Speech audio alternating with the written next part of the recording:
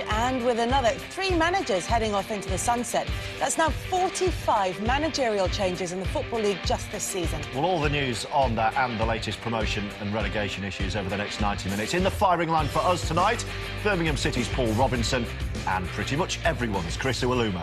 Here's what's coming up. Sheffield Wednesday and Cardiff go head-to-head for the last playoff place. But who has the greater 6th appeal? He pulls the trigger! Desperately unlucky. A bad case of the Blues for Borough. Will this offside flag prove costly in the promotion race? And later in Goal Rush, Wigan show they are Championship class. Let's get going then. We'll start in the Sky Bet Championship. With that match at Hillsborough, Sheffield Wednesday only needed a point to secure a playoff place. Cardiff had to win to close the gap to a point and give themselves hope for the last day of the season. A huge afternoon in prospect for Cavaliel and Slade. Our man feeling the noise in the Steel City, Paul Walker.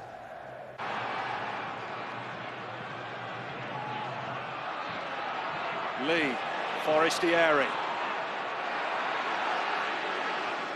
The deal has pulled out wide for him, but here's Kieran Lee.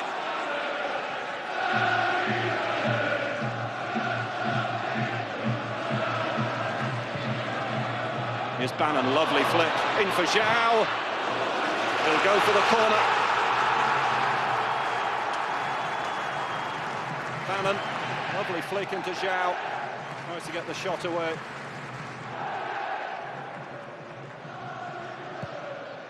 He goes to the corner and it's just over from Louvens.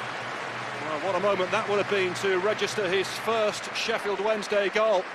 Makes an excellent run to the front post, Glenn Louvens, a player who was idolised during his time with the Bluebirds.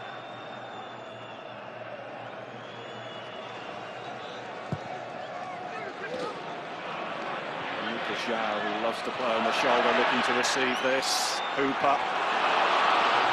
Got Bannon to his right, but he pulls the trigger! Desperately unlucky from Gary Hooper. Marshall well beaten. It's the closest we've come to the opening goal. It's a lovely strike, and Marshall was grasping at thin air. Back at the base of the post, and Cardiff are still alive.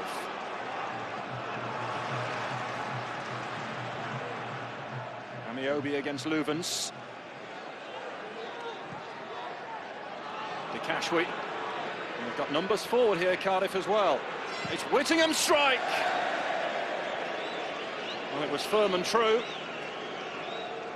but wide of that left-hand post of Kieran Westwood, well wide of it.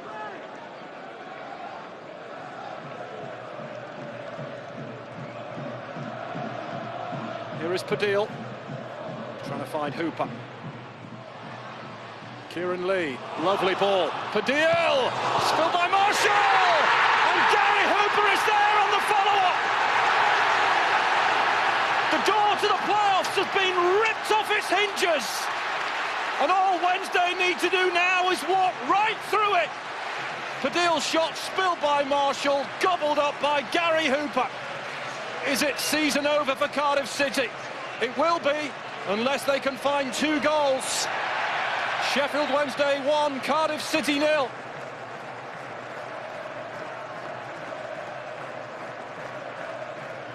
Here's Noon.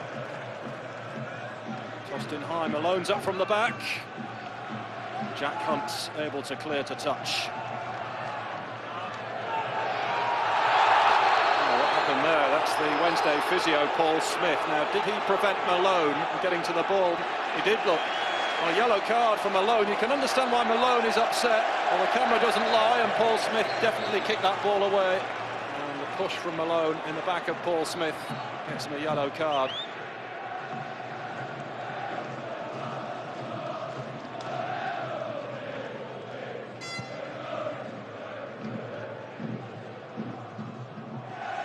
A few cries of we're going to Wembley around Hillsborough, perhaps a little bit premature. A lot of hard work to come before then. Marshall trying to get this ball behind, and Hooper's stolen it from him. Marshall is still in no man's land. Was there a foul? Possibly. Certainly the cop felt so. Hooper. Oh, it's in! Gary Hooper will take all of the plaudits. Well, they've done it now. Sheffield Wednesday will be in the playoffs. But what was David Marshall thinking here? Possibly a foul in the build-up to it all. Great vision from Hooper over Marshall's head. If anything, it might have been Peltier with the final touch. Not that it matters to Sheffield Wednesday. The job is done now. They have got their ticket for the end-of-season lottery. And this is not something that David Marshall will want to see back. Hooper too strong for him. Well, Peltier might just have got the final touch. Difficult to tell. But regardless, Sheffield Wednesday will be in the playoffs.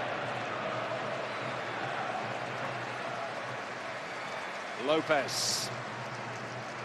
A lovely ball around the corner from Hooper. Here's Jack Hunt. Stands up the cross and turned behind, but only just by Peltier. Might well have put the ball into his own net again there. Hunt does ever so well to stand up this cross to the far post. Eventually nodded behind by Lee Peltier. Well, the sun doesn't come out too often up north, so much so that certain individuals are determined to make the most of it.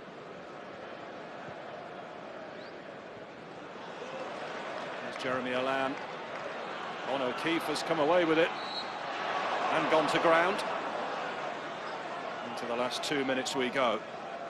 Well, in many people's eyes, a 4-point cushion with 2 to play was perhaps a stretch too far anyway. Well, the opportunity has been and gone now for Cardiff. Peter Whittingham and Craig Noon are the 2 men over this.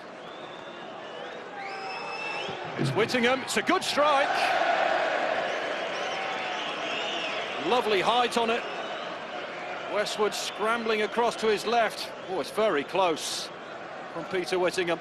Up and over the wall, but wide. Of course, we don't know who's going up automatically yet.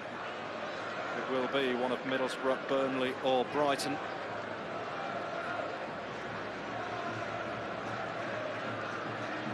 People talk about teams who miss out on the top 2 and their mentality of suddenly being forced into the playoffs. This is Hooper! That's put the seal on it. Well, they've done it in style now. Gary Hooper involved in all 3 goals. A bit of a question over the second one, whether it was actually his. No doubt about that one. Route 1. From the boot of Westwood, off the head of Iwelumo, and dinked over Marshall by Gary Hooper. Sheffield Wednesday 3, Cardiff City 0. A draw would have done it, but Wednesday have done it with a win. And how? I guess there's only one thing to say. Congratulations. Thank you very much. And your reflections on that performance today and how you've done the job? Something important happened today. In all the moments of the game, we did really very well. So we attack very well, we defending very well. We did the transitions to offensive and defensive very well. Set pieces very good also. We win 3-0. I think we deserve completely win with a not easy opponent. And something very important is that I'm feeling my team like in the beginning of the season. I feel my team completely fresh. First full year with Cardiff City in the Championship. Last season, you know, it was a difficult season, and we managed to stabilise. This year, we seem to have made progress, but as I say, the numbers don't lie at the end of the day, and we haven't made quite enough progress to get in the top 6, which was always the aim. Have you got a hat-trick today or not? No hat-trick. I think it took about 2 deflections before it went in, but happy with the 2 goals. It's been quite a week for you. You've become a dad for the first time, haven't you? Yeah, we've got a baby girl, so obviously the goals are for her. Oh, I wasn't expecting that. Gary Hooper, what a fantastic day for him, and what a great performance. You know, he ticks all boxes for me. I'm surprised he's actually not asked for the hat-trick there, because he's... No, he's... You would have done. Oh, of course I would have, yeah. He's got the physicality, he scores all different types of goal, fantastic outlet, you know, he can run in behind, he moves the centre-backs about. They've got 3 fantastic strikers there. Like here, I can't believe that Cardiff, they drop off. A player of this quality, he's going to get a shot away, and he's not too far away there, but his work ethic, he's always pressing, he's always communicating, he's always an option when the boys at the back have got the ball, when they get their head up, he's there. Again, he's alive to this, he takes us on the ball, fantastic finish into the roof of the net. You know, he's always alive around the box, scores all different types of goals. Fantastic player.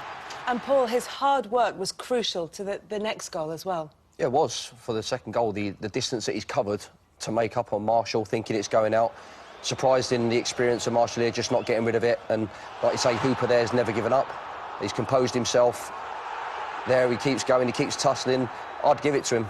I think he deserves it just for his work effort in the way that he's I'm not sure that's how it works. I know, but I would give it to him. This is just a lovely finish, It's isn't delightful. It? It's a striker in form.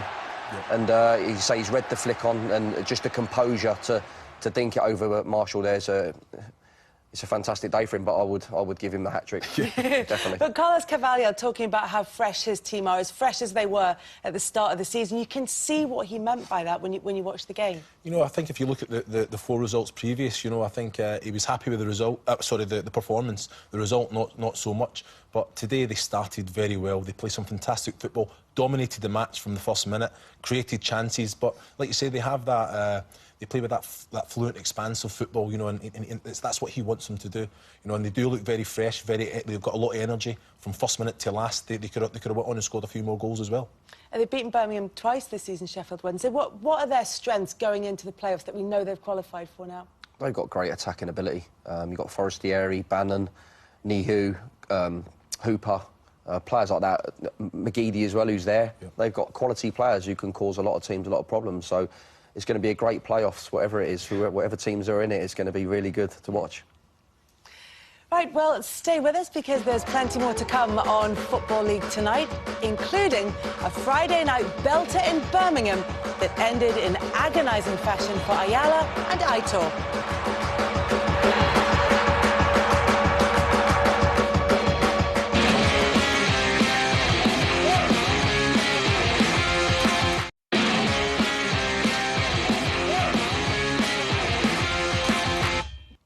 Welcome back to Football League tonight. With the Championship's top 3 all locked together on 87 points, Middlesbrough had a chance to steal a march on their rivals when they faced Paul's Birmingham City on Friday night.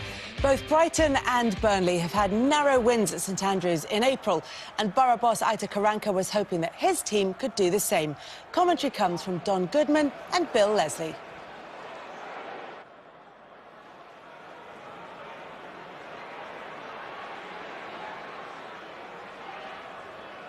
Caddis there to meet it.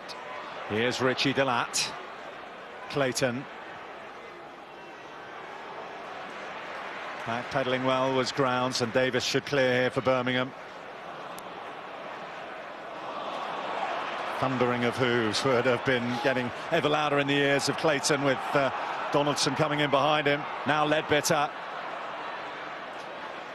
Oh, it's popped up here for Jordan Rhodes.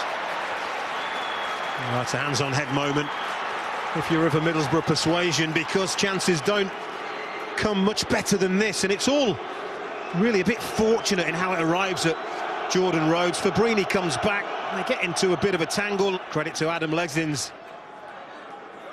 Clifton Bell from range.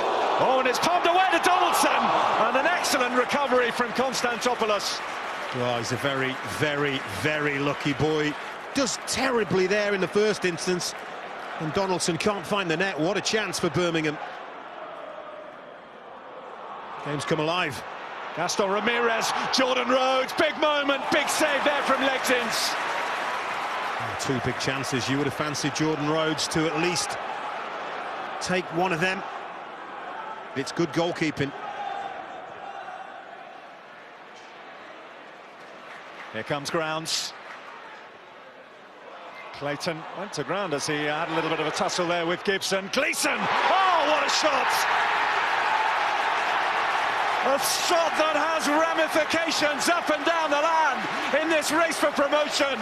The power beat Konstantopoulos, and Middlesbrough trail at St Andrews. Good play, good build-up, good ball in, not dealt with by the Middlesbrough defence, but then it's all about the power.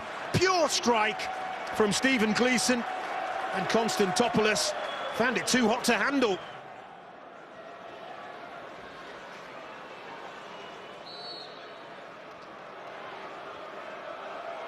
Ramirez takes, legs in Sassiosa, oh, he's spilled it, and it's bundled in.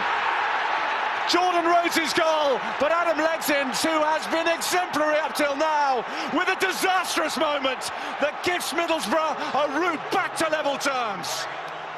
They get the equaliser with a huge amount of help. He's dealt with it, hasn't he? He realises it's dipping in front of him and bouncing, and then he just goes to pick it up, loses the ball, and it's always the striker, isn't it? And Downing and Leadbitter stand over this free kick. Leadbitter, Rhodes! Oh, back off the post! Adomre hit Rhodes, and it's over the top by Ramirez. Well, how did that not end up in the back of the net? I mean, this is a catalogue of errors, isn't it? It falls to Gaston Ramirez, and he loses his head. He doesn't stay cool, does he? Ramirez. Adoma. Adoma, great ball for Rhodes, and followed in by Gaston Ramirez. Middlesbrough at the front. They trailed away from home, but they found a way again. Oh, huge goal, and well played. And Ramirez atones for his miss of 5 minutes ago. He's not going to miss from there. And Middlesbrough, they've dug deep, and they've crafted a gilt-edged chance shortly after missing one, and they've got themselves back in front. Cottrell.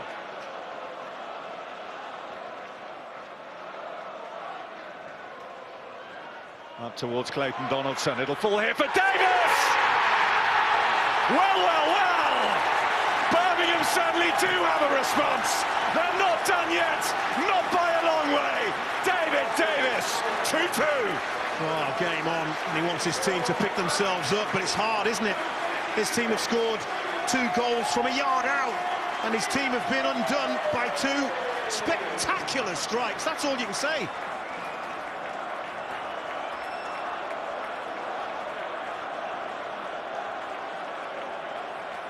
Balloons bobble across the edge of the penalty area as Downing delivers. Dalat.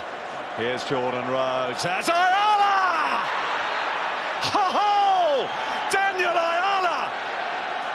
He thought he'd done it. He still thinks he's done it, but it's been ruled out for offside. Oh, there's a bit of needle between the benches. One of the assistant managers of Middlesbrough celebrating. Gary Rowett has told him to sit back down. And just when you thought you'd completed a perfect comeback, Jordan Rhodes knocks it down. Ayala there. Well, that is a shocking decision. I cannot believe that the flag has gone up. And when he sees that back, he is not going to be a very happy man. Not really sure what the assistant referee saw. He's indicating that he felt Daniel Ayala came back from an offside position, but he is wrong. Cottrell. Oh, he's done Dalat. He sailed up a beauty. And it was there on the plate for Davis, and Fabrini tried to steal it. There's no way he's going to score from there, but did he get a shout from David Davis, who surely would have scored? Clayton's header will fall to Clayton Donaldson. Now Cottrell. Keeps the belt in a lot of space if Cottrell can find him. He'll go himself. Palmed away. Oh, what a challenge by Ayala. He looks around, sees there's no support, and decides to pull the trigger. Clayton, still full of running. This late stage of the match, this late stage of the season. Ledbetter. Oh, Ledbetter back off the crossbar. Did get a touch there, Legsins. And Legsins gets ever such a slight touch, and it's vital, you know. That's in the back of the net. It's a decision. It's difficult to understand, especially when we are playing the important games that we are playing. But I prefer to think that it's a mistake, because if I think deeper, the last games, I can't be calm. Well, only one place, I think, Chris, to start with that moment of huge controversy. I don't think any doubt the assistant got it wrong, but how did he get it wrong? Yeah, well, I think any time in the season it's a massive decision, you know, but when what's lying on this match, you know, obviously Ayala here, great run, Jordan Rose puts him through, and it's Jonathan Grounds that's the defender. He's actually marking Ramirez. He's blatantly onside now. It is a very difficult spot for the linesman, because Jonathan Grounds is actually covered by Ramirez. But still, you know, they need help. So you think he doesn't see the defender? I think he sees the red shirt of Ramirez first before Jonathan Grounds, but Ayala is, for me, 100% onside. They need help. We're all human, we make mistakes. Looks very tight on this high shot, but obviously the assistant wasn't sitting behind the goal, so... Well, it also goes in the striker's favour as well. You know, I think that's one of the things that when the linesman's looking at it, he's got to be 100% sure. At any time, there's so much money on this. This could have been a done deal for them. Paul, this was just before you came on. You were on the bench at this point, and we heard during commentary it got a bit feisty. What were you thinking when this was happening?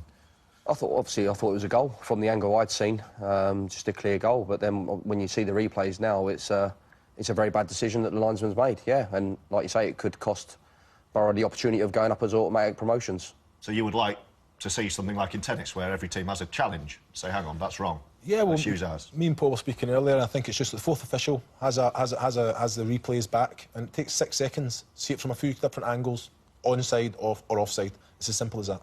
Could this actually prove a good point for Middlesbrough? Obviously, depending on what happens on Monday. It could be with the games that are coming up. Obviously, they've got Brighton in the last game of the season at the Riverside, so that's going to be a real tough game for them. But on the hindsight, it could be a good point for them. You've played all of the top 3 in the last month or so. Yeah. Who's the best of those teams you've played? It's a tough one. Burnley and Brighton for me. They're my 2 that I would say would go up automatic. Well, let's have a look, actually, at the run-in, and obviously it's going to be key. Depending on what happens on Monday, I mean, if Brighton lose, given the inferior goal difference, Chris, Burnley could be there. No, exactly. I think Burnley, they've been there before. Brighton, I think, being the chasing pack, it's a little bit easier. But if they can go get the right result against Derby, then it's all about that last game. As I say, Chris Hughton's a very experienced manager. Does he go into that last match and you think, let's play for the point, let's set them up? He is very organised, he's got them playing, but it is easier being the chasing pack. Quick word on your boys. Has your season fizzled out just a little bit? Yeah, it's towards the end, but we've had a great go. We was in a great position at one point, and we've just let it slip a little bit, but we can hold our heads up high. It's been a great season for us again, and we look forward to next season now, and we build. I'm already looking forward to next week and that end for the Championship season. Hull would have hoped to make it a 4-way battle for automatic promotion up till a few weeks ago, but they now have to do it via the playoffs. Well, they went into the lunchtime game today at relegated Bolton, starting to find some form. 3 wins from their last 4. Your commentators here, David Prutton and Daniel Mann.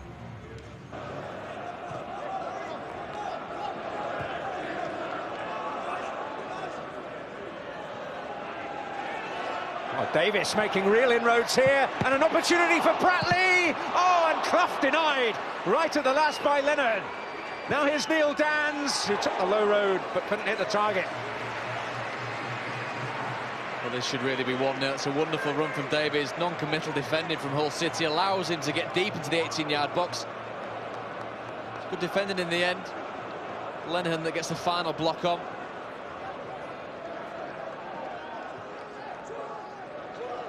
Here is Maloney. Finding El Mohammadi now, and there's 4 in and around the penalty area. One of them is Akpom! Well, the header was clean, but off target this time. As much as we saw Bolton should be 1-0 up, then this should definitely be the first goal for Hull City.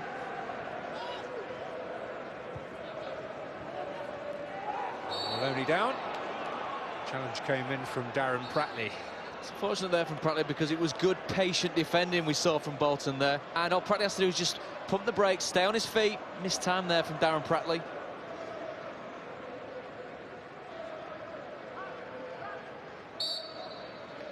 As we head into 2 added minutes, it is Snodgrass. The woodwork rattled. I don't know what the quality that we've been crying out for in this game. But obviously got the technique, Robert Snodgrass.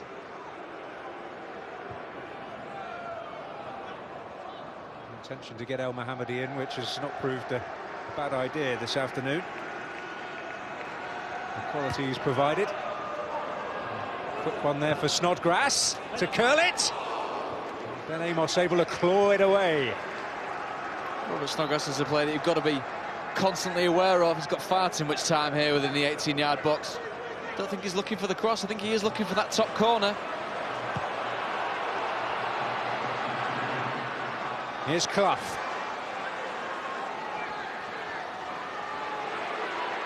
Threatened to open up nicely, and it certainly will for Dans. And Jakubovic is metal tested. They carved out a clear chance there, Bolton. Again, it's a belief that they're going to get something from an attack. Zaklov's always going to come back in on his right foot. There's a little bobble that allows it into Dans. Oh, was it off the line? That's the decision to make. Well, they managed to survive that. It was Brian Lenihan in the right place. We do put it into a dangerous area. Anything can happen. Let's come off the top of Dawson's head. Very, very close. We're looking for the hole of the ball there. Literally millimetres in it. Seems like just about the right call. This is Dobby. Oh, a gift for Hayden.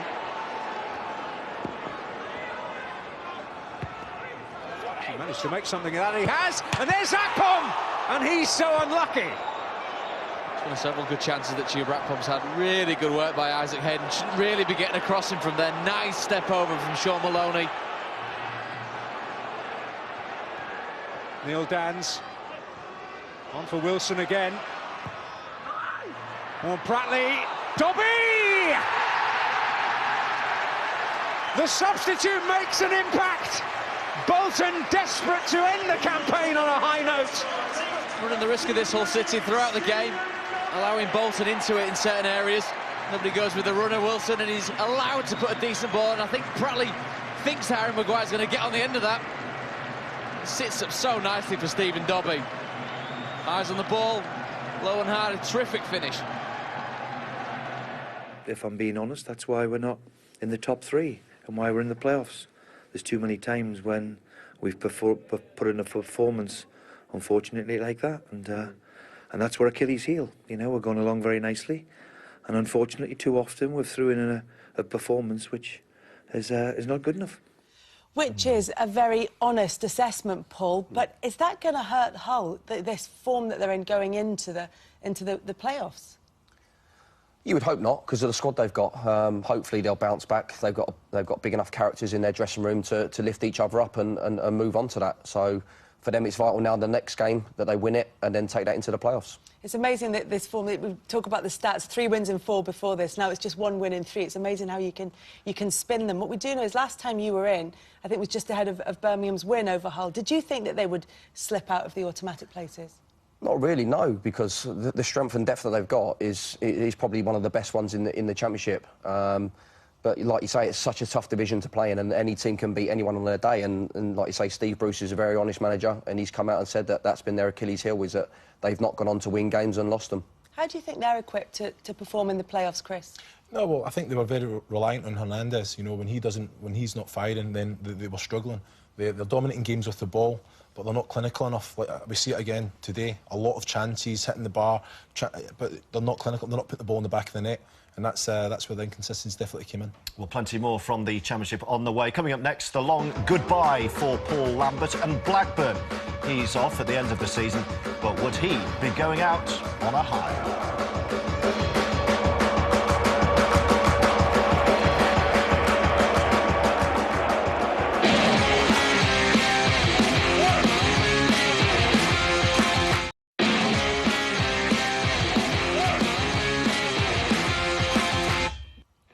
Hello, you're watching Football League Tonight. And next up, 4 Championship teams who've all changed manager this season. One of those 4, Blackburn, have now started the hunt for a 6th boss in just over 5 years after Paul Lambert activated a release clause in his contract. So he's going to leave at the end of the season and has quickly been installed as favourite for the Celtic job. His penultimate game in charge was at Rotherham. Paul Lambert insisted his players would still be fully focused on the job despite his pending departure. And 6 minutes in at Rotherham, they proved the point. Shane Duffy's header from a Matt Grimes corner put Neil Warnock's unbeaten home record in charge of the Millers on the line. Home and away, they'd just gone 11 games undefeated, so the response was spirited. Leon Best running rings round Rovers before Joe Mattock made a hash of the shot. This was Rotherham's first chance to celebrate their remarkable escape from relegation in front of their own fans. As they tried to put on a show, Jason Steele needed to be on his toes to keep Grant Ward at bay. And it required an even better save to prevent Fraser Richardson from firing Warnock's men back onto level terms. Richardson was there again after Matt Derbyshire retrieved the rebound, and with a clever touch made space for a cross which was begging for Best to finish. While he's wondering how he missed that on his sunbed this summer, Blackburn will be pondering the way forward post-Lambert. Jordi Gomez couldn't get the better of Lee Camp, and an even better chance to make certain of the win slipped away from Simeon Jackson. Even so, Rovers landed their first success in 7 before Lambert, who feels he's lacked the owner's backing, reiterated his regret at moving on. I've been involved in massive football games, Champions League finals, UEFA finals, won some terrific trophies as a player.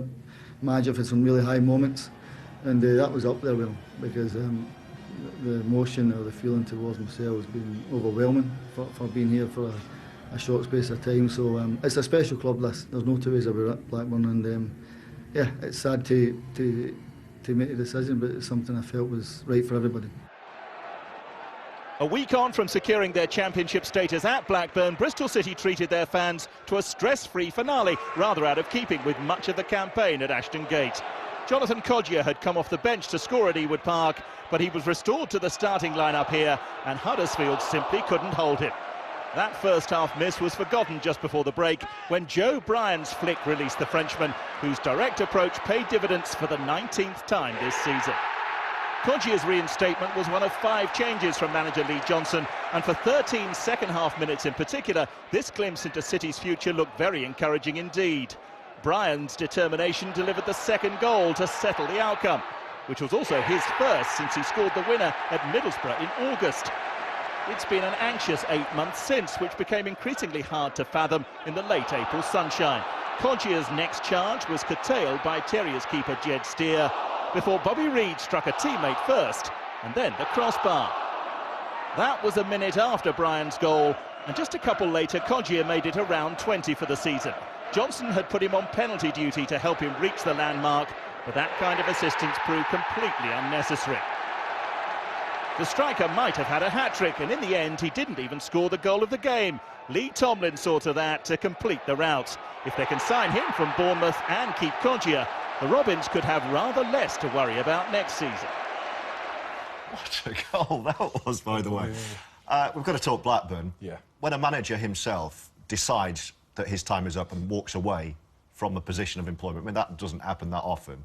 It's quite a damning indictment, is it not? No, spot on. It's very rare. The competition for every job is great. For Paul Lambert to walk away, decide to initiate this clause in his contract, it says that something's very wrong behind the scenes. You know, I think as any club, you need direction that comes from above, and I feel that he's probably the highest authority there, and has been for some time. I think it's high demands on a manager anyway to look after the results, to manage your players, but then all the other stuff behind the scenes that he's had to take care of. They need to put some figurehead, or they need to basically a complete new infrastructure and try and rebuild. And the question would be, when they're missing various figureheads or apparent figureheads in the hierarchy, who goes about appointing a new manager? Well, this is the thing. You know, I believe that everything probably comes over from India. I'm not sure if they fly out or that they've got sort of a representative here in England. I would hope that is the case, but it's someone that needs to know the game, experienced, know how to run a club, because it is a business at the end of the day. But the way it's a business that's getting run very, very poorly at the minute. We can have a look at the early list front runners to become the next Blackburn Rovers manager. There we are, David Dunn, assistant boss of the under-21s, top of the pile. Paul, anyone on that list or even off that list who you might feel has a shot at this or would want it indeed? Well, that's the question. Would want it, what they're working with and what they have to deal with. Can they bring players in if they want to totally rebuild? And for me, obviously, Tim Sherwood's the standout one there. He was captain of the club. He won the league with them, and like you say, he'd probably be the perfect fit. David Dunn as well. He's been there as a player and he knows the club inside out. So you've got two fans' favourites there that the club would probably like to see them come in. Well, plenty to be done in terms of a new appointment. Stay with us for more action from the Sky Bet Championship. It's not exactly tiki-taka at the Medeski, more take it and run. Off he goes. Be careful on those steps though, mate.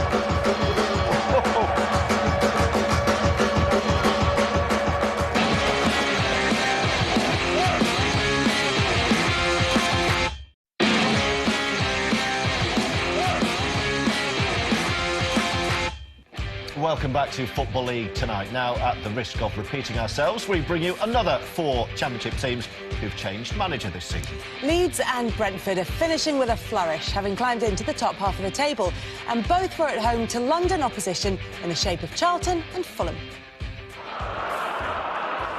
Despite a season spent flirting with relegation, Fulham travelled to Brentford with a notable achievement in their sights, to go through the campaign without losing any of their 6 London derbies. But from the moment Sam Saunders gave Brentford a flying start, that seemed a highly unlikely outcome. And it became even more of a long shot as Scott Hogan scored twice to increase the home side's lead to 3-0. First, finishing well from Konstantin Kirschbaumer's pass, and then providing an emphatic volley to score for the 5th time in 3 appearances. It was the 79th goal Fulham had conceded in the Championship this season, but they also score more than their fair share. Ross McCormack has contributed 21 of their 65 so far in the league, and he twice came close to pulling a goal back, hitting the post at the end of the first half, and then, after being set up by Tom Kearney, grazing the crossbar in the second.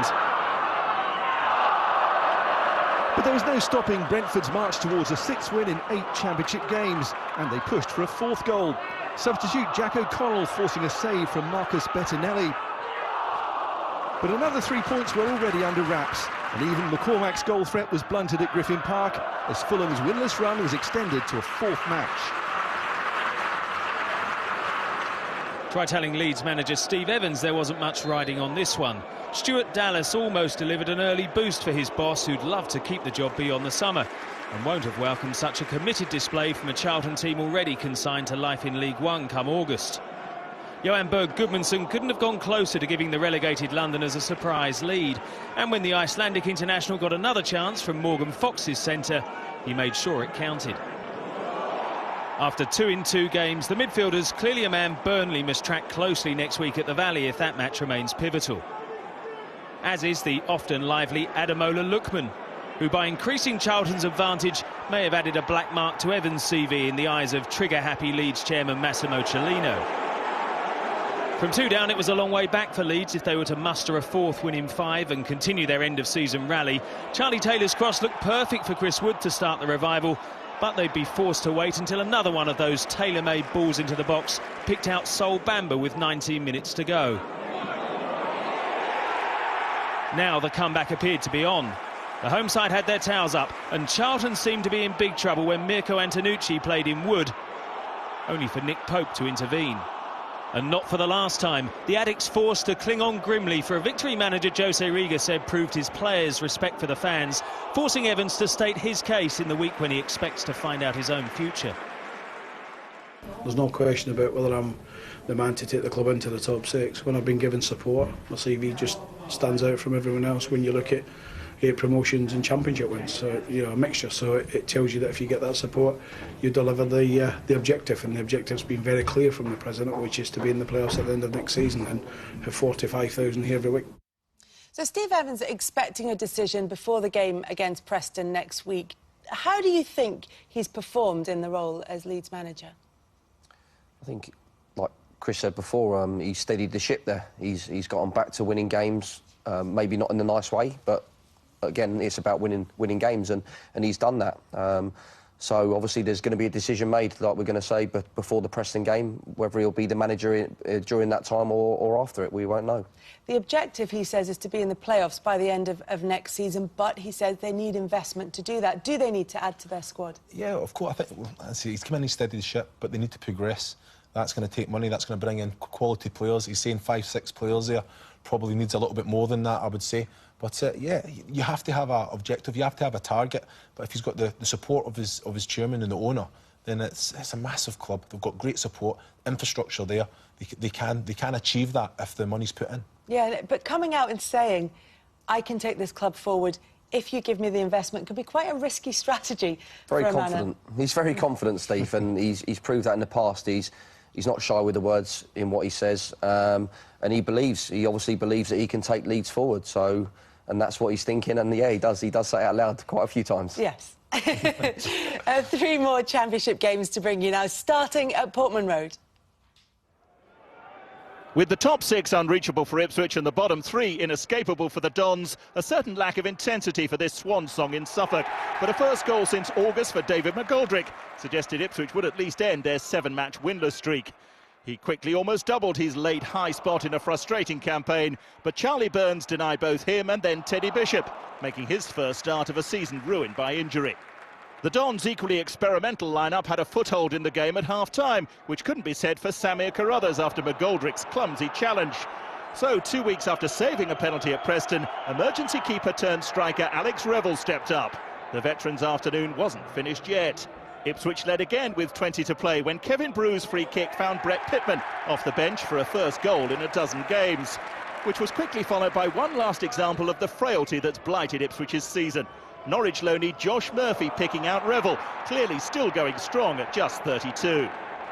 That was the first time the Dons had scored twice in 10 games without a win, but it wasn't enough. Youngster Miles Kenlock finding the rather more experienced Luke Varney. Ipswich winning at last, but too late.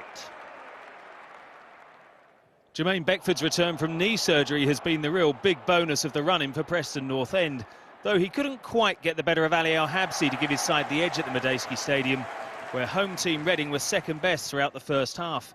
Manager Brian McDermott was puzzled by the Royals' lack of energy in their final home game. His goalkeeper perhaps the only exception. A terrific save from Daniel Johnson underlined why he's the club's player of the season. Preston boss Simon Grayson felt it was the best his team had performed for a long time, and 11 minutes after the break even El-Habsi couldn't stop them. Beckford warming up nicely for next week's finale at the club where he made his name, Leeds. By now Reading's fans were amusing themselves, their team's display clearly about as gripping as the stairs.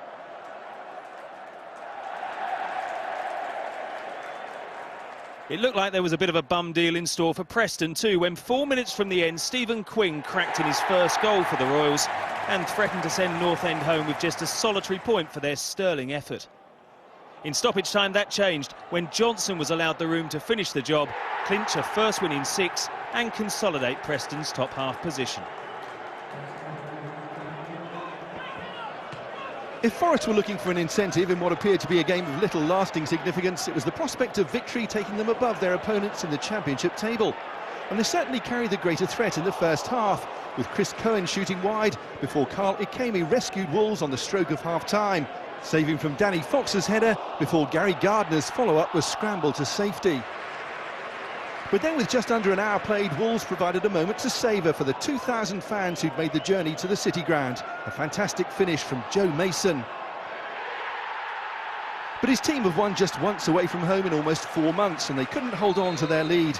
10 minutes later, Gardner's free kick earned Forest a point, and they're now unbeaten in their last 4 matches, even though 3 of them have ended in draws. Here's the bottom half of the table, nearly all sorted now, although Bolton's first win in 15 at least gets them to 30 points. At the other end of the table, well, Middlesbrough are a point clear at the top, but that could all change on Monday when Burnley face QPR and Brighton take on Derby. Sheffield Wednesday's win over Cardiff means that they've guaranteed their place in the Championship playoffs, and that's something they haven't done since being relegated from the Premier League 16 years ago.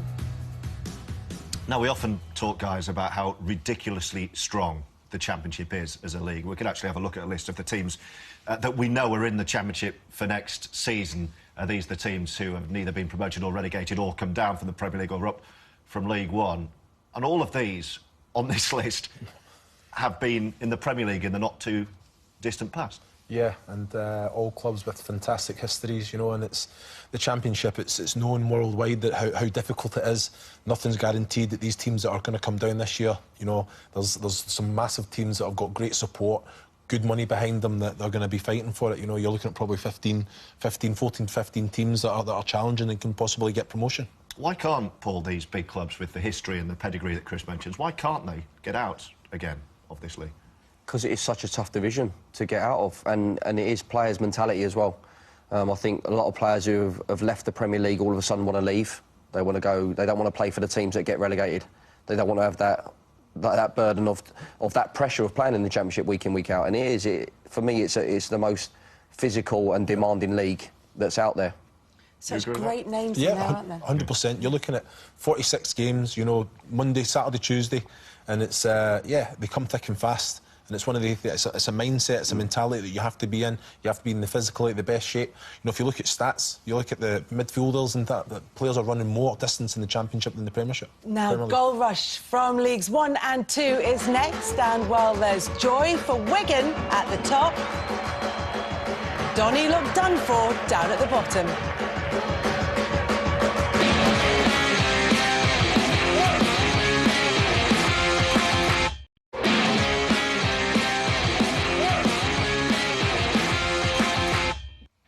This is Goal Rush on Football League tonight. Our Sky Bet League 1 action kicks off at Bloomfield Road, where Wigan could confirm their promotion to the Championship with a point against Blackpool, who look like leaving the division in the other direction themselves, starting the day 2 points and an inferior goal difference from safety. An estimated 3,000 Blackpool fans took part in a pre-match protest against the owner and chairman, Owen and Carl Oyston. Inside, things didn't get much better. Only a win could guarantee Blackpool would carry their survival struggle to the final day, so the players tried hard to forget the off-field strife. Danny Philliskirk deserving 10 out of 10 for commitment, if not accuracy, as the Seasiders took the fight to Gary Caldwell's champions-in-waiting, with Jack Redshaw defeated by the angle after exploiting a rare misunderstanding in Wigan's backline. But that mix-up was nothing compared to the complete mess Blackpool made of their defending on the hour, punished ruthlessly by Chris McCann. Cue a Blackpool collapse, with McCann, their tormentor-in-chief, bursting forward barely opposed and drawing 4 defenders before playing in sub Yannick Wildschut. Almost immediately, the Irishman was bossing the midfield again, this time letting the ball do the work with a pass Will Grigg helped on for Wildschut, who neatly put the Latics in complete command. 3 goals in 12 minutes and the Wigan promotion party well underway, with time still for Grigg to add to the massively superior goal difference, which means the title will also be theirs. Now Blackpool's back-to-back relegations will realistically be confirmed if Fleetwood take a point from their final 2 games, while the Latics are looking in the other direction, full of hope for the future. I think this is the beginning of another journey back up to the very top, and whilst we'll enjoy this, it's something we have to build on. Over the moon. Obviously we knew last week we were more or less promoted, but today we just wanted to get the job done. We're now champions. It would take a miracle for that not to happen, so no, I'm delighted. I'm delighted for the manager, the group of players. I mean, I've been in this job a year now and I couldn't have gone any better. It's been a miracle and I've loved every minute of it. David Sharp was saying that he's been planning for promotion for the last 3 months because he was so confident that this Wigan side would go straight back up. Yeah, and that's great news for the manager. I mean, the manager's got full backing of him and he's backed him every time. When he's wanted a player, he's gone and got him. And it's been an incredible season for Gary, and he deserves all the credit for what he's done at that team. You know Gary Caldwell. What will he have done with this Wigan team to get them to bounce straight back up again? Well, you got to remember he's been there 6 years before he got the position. He's got the respect to the players. He knows the club inside out. You know, but a fantastic run. They lost to Blackpool middle of December. They've lost 1 game since then. Fantastic run, so they can plan for the future. They've got great players there that can go up to a higher level. But he's got them organised. But he's kept Graham Barrow there, who's his assistant, Mike Pollitt. You know, he knows these staff members, and they've helped him along, having that experience with his youth. And the end to yet another difficult season for Blackpool looks likely to end in relegation. But Wigan promoted to the Championship, and second place Burton had the chance to open up a 6-point lead over Walsall, who don't play till Monday. The visitors to the Pirelli Stadium were Gillingham, whose run of 6 games without a win has seen them drop out of the top 6 last weekend for the first time this season. Despite that run of results, a playoff place is still up for grabs for Gillingham. Bradley Dack came close to getting them back on track just before half-time, but didn't test John McLaughlin. Burton's form has also dipped at the business end of the season, but in Lucas Akins they have a man in form. He followed last weekend's hat-trick with the opening goal. Cody MacDonald also scored last time out, and he gave the Gills some hope of getting their own promotion ambitions back on track. But deep into injury time, Mark Duffy's corner was powerfully headed in by Tom Naylor. Burton now just need one more point to confirm promotion, and could even go up on Monday if Walsall failed to win. What were you thinking as you get towards the end? Ball goes up with 4 minutes on it. We're thinking a draw is not the worst result ever. It keeps it in our hands when we go to Doncaster next week. But obviously the winners just puts a little bit more pressure on Walsall now, and we've got a better goal difference. But we're not there yet. We can't stress enough, we're not there yet until we get a point next week at Doncaster if needed. Burton's win meant Millwall would have to settle for the playoffs, and a draw here would guarantee their place. They were in front after just 5 minutes when Byron Webster headed in. Just 3 defeats in their last 20 games, Millwall are coming on strong at the right time. And when Steve Morrison's cross eventually found Shane Ferguson, both back after injuries, they doubled their lead. Former world heavyweight champion David Hay was in the crowd to see Webster deliver the knockout blow. Again with a header, 3 goals before April, but that's his 3rd this month. Millwall can prepare for the playoffs. With just 1 point from their last 5 games, Phil Brown said he desperately wanted to give Southend supporters something to cheer about in the final game at Roots Hall. But it was the 1,500 travelling Bradford fans up off their seats as Lee Evans stroked home a fine early goal. A 6th win in 8 games was only briefly in doubt when Tyrone Barnett swivelled and volleyed against the crossbar. But Phil Parkinson's side are now guaranteed a top 6 finish. Colchester's relegation prompted the departure of manager Kevin Keane in midweek, but the team he leaves behind put up a decent show at Barnsley, with George Moncur close to giving them a first-half lead. But with Colchester already down, this match was far more significant to the home side as they chase a place in the playoffs, and they twice came close to breaking the deadlock. First, Sam Winnall was unable to beat Elliot Parrish, and then Alfie Mawson's header hit the crossbar, possibly with the help of the goalkeeper. With Keane gone, assistant David Wright has been put in charge of the U's for the last 2 games of the season. And he was celebrating just before half-time as a terrific run from Elliot Lee gave Moncur the chance to score a goal which stunned the home supporters. Suddenly, Barnsley were very nervous and in danger of slipping out of the top 6. So it was a huge relief when Ashley Fletcher came up with the equaliser with an outstanding run and finish after 57 minutes. But they needed more than just a point. And with the volume rising at Oakwell, they got themselves in front for the first time with 10 minutes left. Fletcher again the scorer, and Colchester's hopes took another blow with an injury to their keeper, which left them with only 10 men on the field and a striker in goal. And yet they were about to produce a dramatic conclusion, equalising 8 minutes into stoppage time through Tom Lapsley. 2-2, and Barnsley stay 6th, but they'll need to beat Wigan next weekend to guarantee their playoff place. The crate of champagne won't be on its way from Clanford Park to Essex just yet, but Colchester's late equaliser at Oakwell has given Scunthorpe a real shot at 6th spot, once they'd weathered the storm in this game. Haki Badelakun's finishing fell foul of the first half conditions, but once the clouds lifted on the Irons' biggest crowd of the season, their heroes took full advantage of that helping hand from South Yorkshire. The 19-year-old Adelakun hinted at a bright future, but Scunthorpe needed results now, and Paddy Madden delivered. Stephen Dawson's cross converted for the Irishman's 22nd of the season to seal a 5th straight win with a trip to Sheffield United to come. If they can better Barnsley's result and match Gillingham's, Scunthorpe's late run into the playoffs will be complete. So Burton left it late, very late. You heard Nigel Clough there saying actually he would have probably taken a point, but they got all 3 courtesy of this very late on from Tom Naylor. You know, it's a great bunch of players that he's got there. You know, they've just carried that momentum from last year coming up as champions, and they've, yeah, you know, I think they've went on and they've done fantastically well. But today, they've obviously got that late goal, and it just shows you the character of the players to just keep on going, you know. And for me, they've achieved something very special. Overachieved all year, but they're going to go on for promotion for sure. Well, a few weeks ago, it looked like Doncaster's chances of League One survival were over, but 7 points from their last 3 games has given them a bit of hope. A win at Crewe today would move them level on points with Fleetwood in 20th, who face promotion-chasing Walsall on Monday.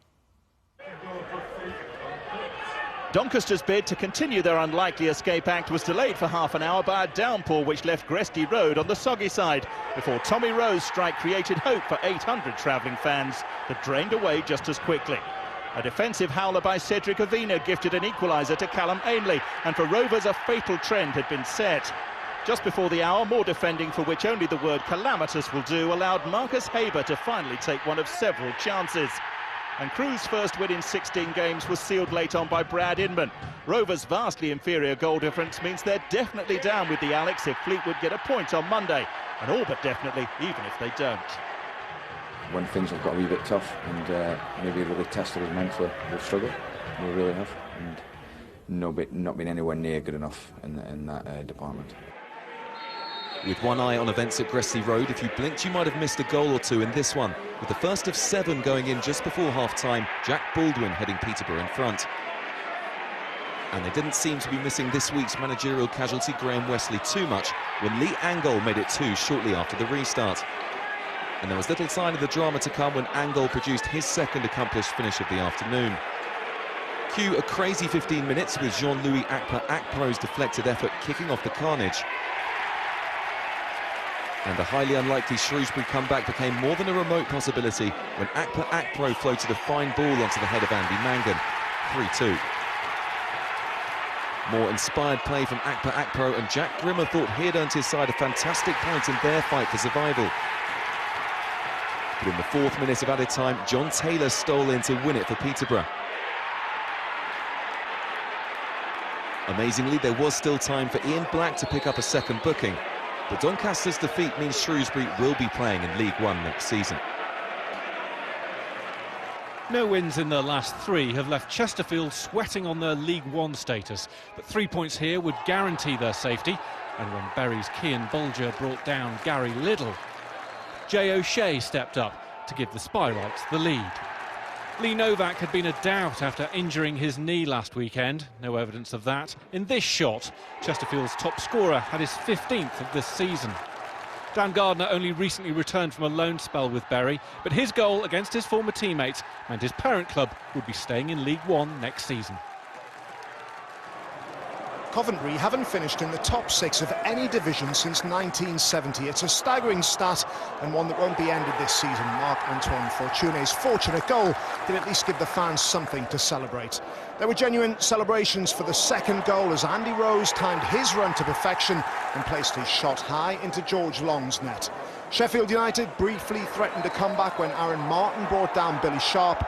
The striker took the penalty himself and took his tally for the season to 21. 3 minutes from time, Coventry again extended their lead. Ruben Lemaire finishing things off. Next season, the Sky Blues will look to shake off that unwanted 46-year-old record. After picking up their first win in 10 against Chesterfield last weekend, Swindon seem to have rediscovered their confidence, judging by the quick start they made at Rochdale. Jonathan Obika with the goal after just a couple of minutes, before Rochdale wasted a chance to get back into the game from the penalty spot. Nathan Thompson with the foul, but Ian Henderson's spot kick was saved by Will Henry on his Swindon debut. And in first half stoppage time, the away side doubled their lead when Michael Doughty's cross was acrobatically headed in by Thompson. By now, Rochdale knew their slender hopes of clambering into the playoffs were over, but they did get a goal back even deeper into stoppage time through Jamie Allen. And their comeback hopes grew when Swindon had Louis Thompson sent off with half an hour left. Thompson's foul on Andrew Cannon meant a second yellow card, followed by red from referee Scott Duncan. And less than 10 minutes later, Rochdale were level. Matty Lund with his first goal of the season at the far post. So the match finished 2-2, but not before a bizarre dismissal, which saw Swindon reduced to 9 men. Brandon Ormond Otwill punished after a clash with Rochdale substitute Grant Holt. Swindon head coach Luke Williams admitted he was happy to take home a point, but confused by the second red card, delivered with Ormond Otwill still on the floor and pleading his innocence. Yeah, you can sit down if you want. You're still getting sent off. Doncaster have been all but relegated following their defeat to Crewe. Blackpool are a point better off. If Fleetwood then take a point at Walsall on Monday, Doncaster's relegation will be made official and Blackpool's fate will be all but sealed. Shrewsbury are now safe. At the top, there you go. Wigan are back in the Championship. They'll have to wait until next weekend, though, to be officially crowned champions.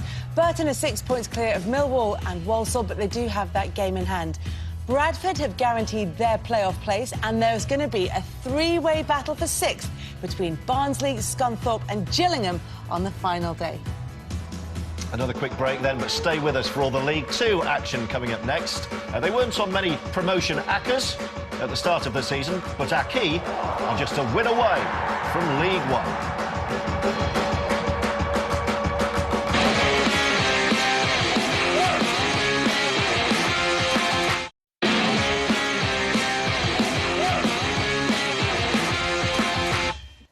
Hello, this is Goal Rush, and Sky Bet League 2 action is next, where Accrington Stanley's 10-match unbeaten run sees them tantalisingly close to joining Northampton in League 1. They were at Wickham even today, knowing that a win would see them promoted if the teams below them slipped up. A run of 4 successive away wins had helped Accrington climb to second in the table, but they knew this particular road trip would be a very nervy affair. Josh Windass had a shot saved by the impressive Benjamin Siegrist on his Wickham debut. But in the end, the team with the lowest budget in the Football League took a big stride towards automatic promotion when Mark Hughes scored his first goal for the club, tapping in the rebound from Windass's free kick. It gave them a narrow but priceless victory. It's in our own hands. All the other teams below us would swap with us now. So, you know, we've got a chance next week to make history with this club. I'm sure Steven's will have a big say in it. But we've got to do our best, and that's all we can do. Whatever happens next week, if we draw, if we lose, whatever happens, them players have had a magnificent season, and that should never, ever go unnoticed. Well, over 2,000 Oxford fans went north to follow their club's pursuit of automatic promotion and were soon delighted they'd made the long trek to Carlisle when Chris Maguire took a tumble over Mark Ellis's foot and picked himself up to put away the penalty. Only 4 minutes gone, so plenty of energy left for the lap of honour. If results were favourable elsewhere, the U's knew a win could be enough to seal the step up. At worst, it would keep their fate in their own hands for the final game at home to Wickham. Liam Sercombe made certain they'd stay in the top 3, ahead of news of their closest challengers. The fixture list has been kind to Bristol Rovers as they look to seal that automatic promotion spot. Already relegated York today, already relegated Dagenham at the Memorial next week. Billy Bowden gave Rovers a lead after 20 minutes. There wasn't another goal until 20 minutes from full-time. Bowden again making it 2-0, taking full advantage of Scott Bennett's failed interception and all but ensuring the race for promotion would go down to the final day and celebrating in style in front of the 2,000 travelling fans. Substitute Jermaine Easter added a third just 2 minutes after joining the game, and that sparked a flurry of goals in the final 10 minutes of the match. From the restart, it took just 8 seconds for York to claim a consolation goal. Kenny McAvoy giving the home fans something to cheer, although not for long. Lee Mansell completed the rout, and now it all goes to the final day of the season. Darryl Clark's side could finish as high as second if Oxford and Accrington slip up. This result suggests Bristol Rovers would take advantage of any such mistakes.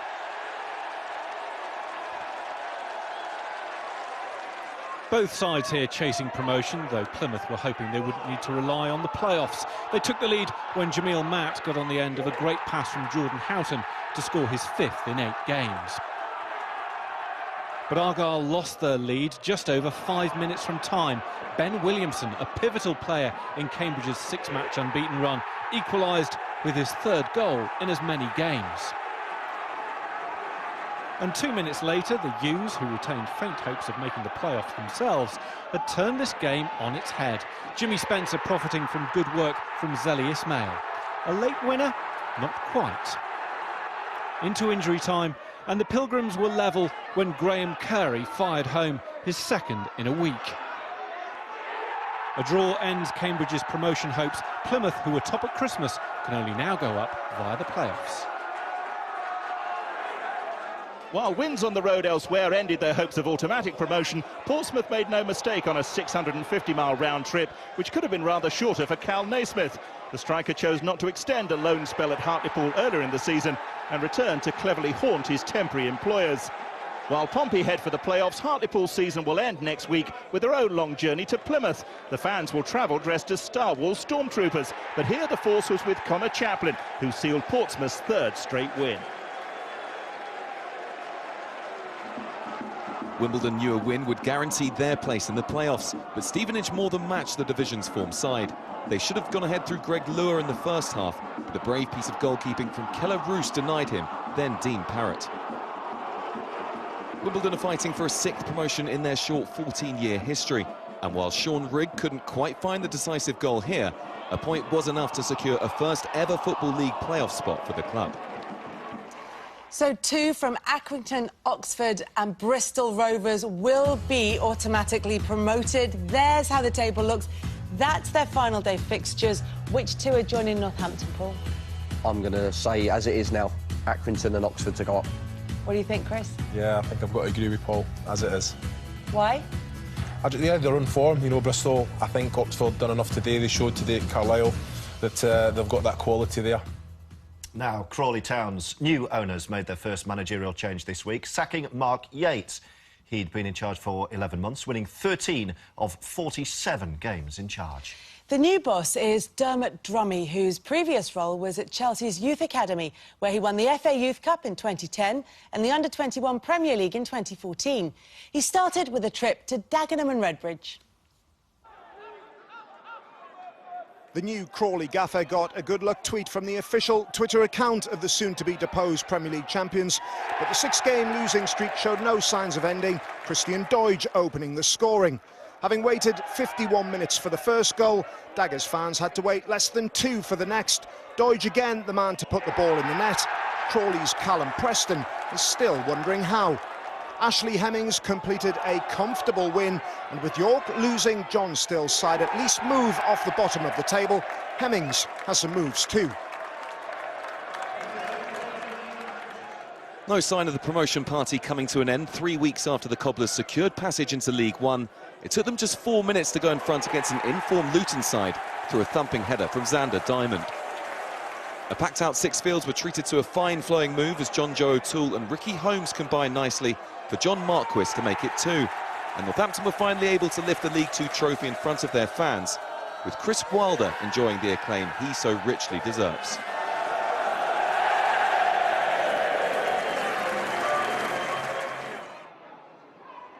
Both sides here with little to play for, but it was Orient who took the lead when Ollie Palmer scored against his old side. Victory for Mansfield would have equalled their record of away wins in the Football League, 11. Reggie Lamb came closest to bringing them level, but Orient hung on for caretaker Andy Hessenthaler's second win. Any fans that left this one 5 minutes early missed everything. It wasn't until the 85th minute that Kevin Ellison took advantage of a fortuitous dummy to smash in the opener for Morecambe. Hopefully that didn't spark a mass exodus from the home fans. 2 minutes later, Exeter won a penalty after sub Lee Molyneux handled the ball. It took a consultation with the assistant to confirm. After the delay, Jayden Stockley buried the pen. Those who'd left early probably heard the cheers while waiting for the bus home. No promotion chasing or relegation fighting for either side here, but they produced a real cracker at the Hive. A Michael Gash goal midway through the first half was the only thing separating the sides at the break. No doubts at all as to whether Alex Lacey manhandled John Akindi here, but make your own mind up whether the offence occurred outside the penalty area. Akinde stepped up to double Barnett's lead, his 20th goal of an impressive campaign. Yeovil were back in it when Matt Dolan just beat the dive of Barnet keeper Jamie Stevens 10 minutes into the second half. But when Akinde burst through to score his 6th goal in 5 games, you'd be forgiven for thinking Yeovil's challenge was over. But within a minute, Nathan Smith had made a rare move forward as a corner to head in just a 2nd ever goal in his 9-year career. 3-2 became 3-3 when Francois Zoko showed plenty of composure in the Barnet penalty area. Good feet more than matched by a precise finish, and Barnet was shell-shocked. And there's no time like 5 minutes into added time to complete the comeback. On loan Bournemouth striker Harry Cornick the hero. Terrific entertainment and a first win in 6 league games for Yeovil. Hardly a defensive masterclass in the final match here before the playing surface is renovated. First, Hayden Hollis chose not to head clear, but Dean Morgan couldn't capitalise. And then Newport keeper Joe Day failed to deal with this cross. Gennaro Snyders did make him pay. Mark Cooper, the Magpies' 4th boss of this campaign, on track to stay in the chair next season. Well, at the bottom of League Two, it's all sorted, apart from the jockeying for final league position. At the other end, just 2 points now separate Accrington, Oxford and Bristol Rovers in the fight for the 2 remaining automatic promotion places. Going up automatically is now beyond Portsmouth and Plymouth, and AFC Wimbledon have secured the final playoff spot with 1 game to spare. That's about it from us tonight, so our thanks go to Paul and to Chris as well. And you can join me on Monday at 3:30 here on 5 for a match to mark the 50th anniversary of England's 1966 World Cup win. A team of England legends featuring Rio Ferdinand, Teddy Sheringham and Sol Campbell, alongside comedians including Jack Whitehall and Lee Mack, take on a strong German legends team at Upton Park. We'll be back next Saturday for the climax to the championship. Good night.